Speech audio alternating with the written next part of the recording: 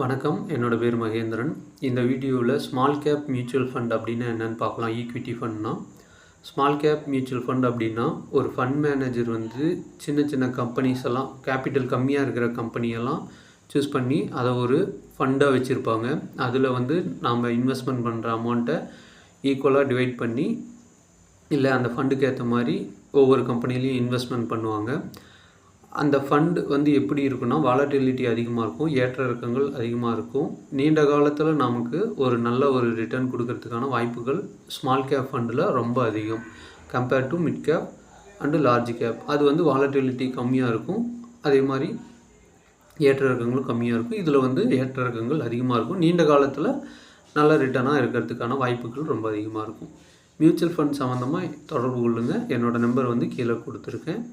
கீழே லிங்க் இருக்குது, அதை யூஸ் பண்ணி நீங்கள் டிமேட் அக்கௌண்ட் ஓப்பன் பண்ணிக்கலாம். தேங்க்யூ.